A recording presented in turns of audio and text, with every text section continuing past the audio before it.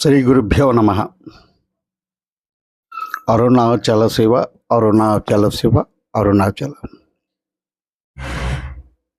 జ్యోతిష్శాస్త్రం నందు స్త్రీ పురుషులకు సంబంధం గురించి విచారించడంలో దాంపత్య జీవితం సుఖవంతమా, దుఃఖపూరితమా, స్త్రీకి భర్త వలన, పురుషునికి భార్య వలన కలుగు బహువిధ సుఖాలలో ఏ విధమైన సుఖం కలుగుతుంది, ఏ విధమైన సుఖం తగ్గుతుంది అనే విచారణ బహు విధాలుగా జ్యోతిష్శాస్త్రంలో పలువురు ప్రాచీనమైన ఋషులు పలువురు పలు విధాలుగా చెప్పడం జరిగింది.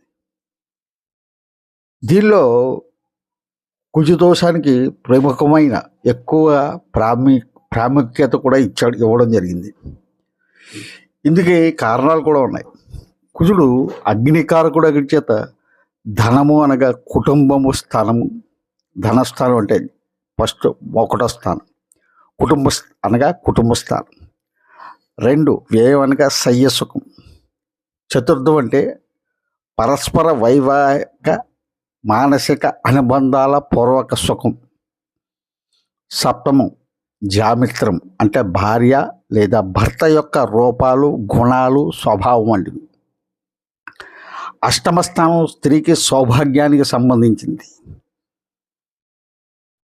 పురుషుడికి భార్యాభంగ యోగం అంటే ఆయుర్దాయ హరణం అనే ఈ 5 విషయాలని దృష్టిలో ఉంచుకొని, ఒకటోది ధనస్థానం అంటే కుటుంబ స్థానాన్ని బట్టి ధన పరిస్థితి.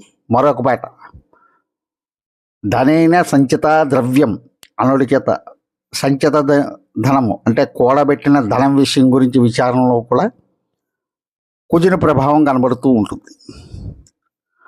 4వది సుఖస్థానం. దీనివలన మనోగుణాలు, స్త్రీ పురుషుల మనోగుణాలకు సంబంధించిన అనుకూల ప్రతికూలతలు మనకి కనబడతాయి. సప్తమం నుండి భర్త యొక్క లేదా భార్య యొక్క రూపాదులను మాత్రమే కాక పుత్ర కళత్ర సౌఖ్యం అంటే భర్తృసుఖం. అష్టమం నుండి స్త్రీ జాతకంలో వైదివ్యం నిధానాత్ అనుడి చేత స్త్రీకి వైధవ్య యోగాన్ని కూడా